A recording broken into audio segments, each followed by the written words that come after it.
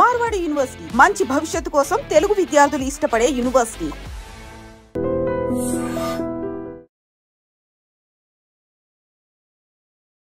నమస్తే, welcome back to IT media. నేను మీ Jhansi.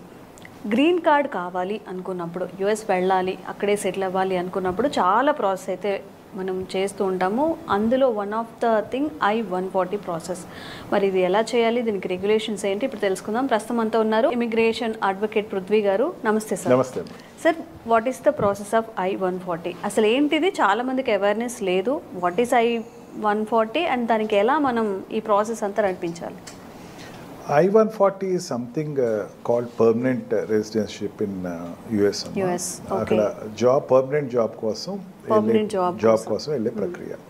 And by that we call it is green card, acquiring green card గురించి జరిగేటువంటి ఒక పద్ధతి అని చెప్పచ్చు. దీని 3 steps కింద చెప్పచ్చు అమ్మా. First step and second step is the company employer step. వాడు ఏం చేస్తాడంటే పర్మనెంట్ లేబర్ లైసెన్స్ తెచ్చుకుంటాడు. అంటే ఒక కంపెనీ ఉంది అనుకుందాం, లెటెస్ట్ ఈ iDream అనే కంపెనీ ఉంది. ఈ iDream అనే కంపెనీకి ఒక 10 మంది ఒక యుఎస్ నుంచి ఎంప్లాయీస్ కావాలి. యుఎస్ నుంచి ఎంప్లాయీస్ కావాలి అనుకుంటే ఫస్ట్ వాడు ఏం చేస్తాడంటే అప్లికేషన్ పెట్టుకుంటాడు, పర్మనెంట్ లేబర్ లైసెన్స్ కోసం పెడతాడు. పర్మనెంట్ లేబర్ లైసెన్స్లో ఏంటంటే వాడు అప్లై చేసినప్పుడు వాడు ఈ 10 మంది నీకు తెచ్చుకునేటప్పుడు ఇక్కడ ఇండియన్స్ని ఎందుకు తీసుకురాలేదు అని అడుగుతాడు. అది సేమ్ వైజ్గా యుఎస్లో ఉండేటప్పుడు యుఎస్ వాళ్ళు కాకుండా నువ్వు బయట కంట్రీస్ నుంచి, ఎలియన్ కంట్రీ నుంచి ఎందుకు తెచ్చుకుంటున్నావు అనే దానికి వాడు సమాధానం చెప్పాలి. ఆ ఫీల్డ్కి సంబంధించిన దాంట్లో ఇంత ఎక్స్పీరియన్స్ పర్సన్ లేడు. ఎక్స్పీరియన్స్డ్ పర్సన్ అన్నవాడు నేను అడ్వర్టైజ్మెంట్ ఇచ్చుకుంటాను, లేకపోతే యుఎస్లో ఇండియాలో ఉన్నాడు, అతను నాకు కావాలి అని చెప్పేసి కన్విన్స్ చేసుకోవాల్సి వస్తాము. ఆ రకంగా వాడు I-140 ఇచ్చిన తర్వాత 1 డేలోనే అది త్రూ అయి పంపించేస్తాడు. తర్వాత ఇమీడియట్గా వాడు చేసేదంటే నెక్స్ట్ అడ్వర్టైజ్మెంట్ చేయాలమ్మా. I-140 అప్లై చేసేటప్పుడు బాగా కాషియస్గా వాళ్ళు ఏం పెట్టుకుంటారంటే మైండ్లో, ఫీజు కట్టినప్పుడు I-140కి ఈ ఎంప్లాయీ అన్నవాడు ఇక్కడ నాకు దొరకట్లేదు అన్నది కన్విన్స్ అయితేనే ఆ పర్మిషన్ ఫస్ట్ ఎంప్లాయర్కి వస్తుంది. ఒకసారి ఎంప్లాయర్ వచ్చిన తర్వాత వాడు వెంటనే అడ్వర్టైజ్మెంట్ ఇస్తాడు. అడ్వర్టైజ్మెంట్ ఇచ్చినప్పుడు వచ్చినటువంటి వాళ్ళలో యుఎస్లో ఉన్న వాళ్ళు ఎవరు లేరు అన్నదాన్ని వచ్చిన తర్వాత నెక్స్ట్ ప్రాసెస్ స్టార్ట్ చేస్తాడు. అప్పుడు ఈ ఎక్స్ ఎంప్లాయీ ఎవరైతే వెళ్దాం అనుకున్నాడో వాడి పేరుని నేను సెలెక్ట్ చేసుకున్నాను, వీడు ప్రాసెస్ చేయండి అని పేపర్స్ పంపుతాడు. వాడు ఇది 2 రకాలుగా ఉంటారమ్మా. Already existing US non immigrant, already అమెరికాలో ఉండేటువంటి నాన్ ఇమిగ్రెంట్స్ ఎవరు ఉంటారమ్మా? F1 వీసాలో కానీ, B2 వీసాలో కానీ, లేకపోతే F1 వీసాలో కానీ, లేకపోతే H1B వీసాలో ఉన్నవాళ్ళు ఉంటారు. F1 వీసా వాళ్ళు ఉండరండి, స్టూడెంట్ వీసాలో దీంట్లో ఉండరు. H1B వీసాలో కానీ, F1 వీసాలో కానీ, B2 వీసాలో కానీ, డిపెండెంట్ వీసాలో ఉన్నవాళ్ళు కానీ వీళ్ళు ఉంటారు అక్కడ. E2 వీసాలో కానీ వీళ్ళకి అప్లై చేసేటప్పుడు పలానా వాడు ఉన్నాడు, అమెరికాలోనే ఉన్నాడు, పలానా వాడిని ఎక్స్ అనేటువంటి వ్యక్తిని, ఆ సుబ్బారావు వెంకటయ్యనో నేను తీసుకుందాం అనుకుంటున్నాను, అతన్ని నేను అప్లై చేద్దాం అనుకుంటున్నాను అని చెప్పిన తర్వాత అక్కడ ఉన్న వాళ్ళని సర్వీస్ ఎక్స్టెన్షన్ అంటారమ్మా. అంటే వాళ్ళకి ఎక్స్టెన్షన్ సర్వీసెస్, అంటే ఆల్రెడీ H1B నుంచి పర్మనెంట్ రెసిడెన్సీ వస్తుంది. అదే కాకుండా ఇండియా నుంచి ఎవరైనా తెచ్చుకుంటున్నాను ఇట్లాగా దీనికోసం అని చెప్పేసరికి వాడికి ఇంటర్వ్యూ కండక్ట్ చేస్తారన్నమాట. వాడికి మన వీసా ప్రాసెస్ ద్వారానే వెళ్తారు. వీసా ప్రాసెస్లో వెళ్ళినప్పుడు వాడిని అడిగే క్వశ్చన్స్ వాడిని అడుగుతారు. అదంతా అయిపోయిన తర్వాత వాడు 485 డాక్యుమెంట్, వాడు I-485 డాక్యుమెంట్ వాడు సబ్మిట్ చేస్తాడు. అంటే తన గురించి చెప్పుకుంటే వాడు అప్లికేషన్ ఇస్తాడు అనమాట. ఆ అప్లికేషన్ ఇచ్చిన తర్వాత దాని త్రూ అయ్యి వాడికి లెటర్ వస్తుంది, నీకు ఇగో నీ జాబ్ ఇది పర్మనెంట్ రెసిడెన్సీ లేకపోతే గ్రీన్ కార్డ్ అన్నది ఇచ్చాము అని చెప్పేసి వాడు గ్రీన్ కార్డ్ ఇవ్వడం జరుగుతుంది అనమాట. ఆ గ్రీన్ కార్డ్ వచ్చిన తర్వాత ఒక 5 years నుంచి 10 years మధ్యలో వాడు పర్మనెంట్ సిటిజన్షిప్కి అప్లై చేసుకుంటాడు. అంటే from H1B visa or L1 visa or what we call E3 or E2 or ఈ వీసాస్ నుంచి మధ్యలో సిటిజన్షిప్కి అప్లై అయ్యేటప్పుడు మధ్యలో ఒక ట్రాన్స్ పీరియడ్ గ్రీన్ కార్డ్ అమ్మా. ఆ గ్రీన్ కార్డ్కి అప్లై చేసుకుని ఆ గ్రీన్ కార్డ్లో వాడు he will first get the permanent residentship. ఎందుకంటే పర్మనెంట్ ఎంప్లాయ్మెంట్ వచ్చింది కదా, పర్మనెంట్ లేబర్ లైసెన్స్ తెచ్చుకున్నాడు కదా, పర్మనెంట్ లేబర్ లైసెన్స్ ఎంప్లాయర్ ద్వారా తెచ్చుకున్నాడు కదా. ఎంప్లాయర్ తీసుకొచ్చిన పర్మనెంట్ లేబర్లో వాళ్ళు ఈ వ్యక్తిని నేను ఇక్కడ పర్మనెంట్గా జాబ్ పెట్టదలుచుకున్నాను అని పర్మిషన్ తెచ్చుకున్నాడు. అంటే ఇట్ ఈస్ నథింగ్ బట్ వాడు రిటైర్మెంట్ అయ్యే వరకు అక్కడ వర్క్ చేసుకోవచ్చు. ఆ అప్లికేషన్ ద్వారా ఈ వ్యక్తి, ఈ సుబ్బయ్య అనేవాడు, వెంకయ్య అనేవాడు అక్కడ he will be able to continue his period for remaining period.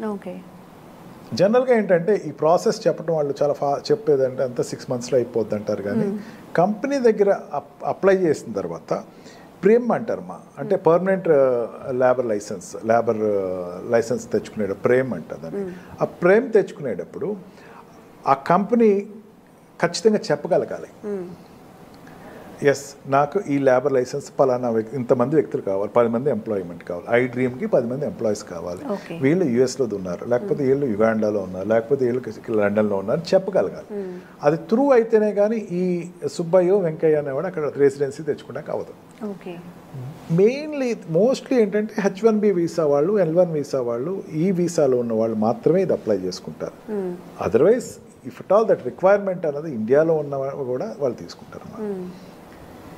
దీనిలో delay of taking the country అనుకుంటే కనుక ఇండియాకి చైనాకి నుంచి తీసుకునేటప్పుడు మాత్రం కొంచెం డిలే అవుతుందమ్మా. Unlike other countries, some specific countries, కొన్ని స్పెసిఫిక్ కంట్రీస్లో అయితే వితిన్ మంత్స్లో అయిపోతే ఇండియా నుంచి వాళ్ళు సెలెక్ట్ చేసుకునేటప్పుడు, ఎందుకంటే జనాభా ఎక్కువ మంది అక్కడ ఉన్నారు, వాళ్ళు అందరికీ ఇచ్చేసారనుకోండి, ప్రతి వాడికి వీసా గ్రీన్ కార్డ్ వచ్చేస్తుంది. అందుకని వాళ్ళకి కొంచెం లేట్ అవుతుంది. It will take 1 or 2 years పడుతుంది. మీరు లోపల 1 year లోపల వచ్చేవాడు ఉంటుంది. It depends upon the paper working of this people. Immigrant lawyer యొక్క రోల్ చాలా ఎక్కువ ఉంటుందమ్మా అక్కడ, ఎందుకంటే డాక్యుమెంటేషన్ అంతా అతనే చేస్తాడు. అతను మొత్తం ఆ పేపర్స్ అన్ని సబ్మిట్ చేయటం, ఆ కంపెనీ తరఫున ఇతను ఈ ఎంప్లాయీకి సంబంధించినటువంటి డాక్యుమెంటేషన్స్ అన్ని ఇన్ టైంలో సబ్మిట్ చేయటం, దాన్ని బట్టి అతని యొక్క ఈ వాట్ వి కాల్ I-140 అనేది తెచ్చుకుంటుంది ఉంటుందమ్మా. ఓకే సార్, ఇప్పుడు మనం అక్కడికి వెళ్ళాలన్నప్పుడు మీరు అన్నారు మనకి అండ్ చైనా వాళ్ళకి చాలా టైం పడుతుంది అని చెప్పి, మనం అప్లై చేయాలి అనుకున్నప్పుడు ఇక్కడ నుంచి ప్రాసెస్ ఏంటి? ఇక్కడ నుంచి అన్న స్పెసిఫిక్ ప్రాసెస్ ఉండదమ్మా. This green card is pertaining to H1B visa నుంచి కానీ or this what we call L1 వీసాలో వెళ్ళిన వాళ్ళకి మాత్రమే వస్తుందమ్మా. ఓకే. అండ్ అక్కడ ఉన్న వాళ్ళకి గ్రీన్ కార్డ్ అనేది అక్కడ ఉన్న వాళ్ళకే రెసిడెన్షిప్ వస్తుంది, ఇండియన్స్కి రాదమ్మా అంత ఈజీగా. ఇండియన్స్ అప్లై చేసేటప్పుడు అంటే కొన్ని రేర్ కండిషన్స్ అనేది తీసుకుంటారు. రేర్ కండిషన్స్లో ఒక రేర్గా తీసుకునేవాడు ఉంటారు. దాంట్లో దట్ ఆ కంపెనీ సాటిస్ఫై చేయగలగాలి.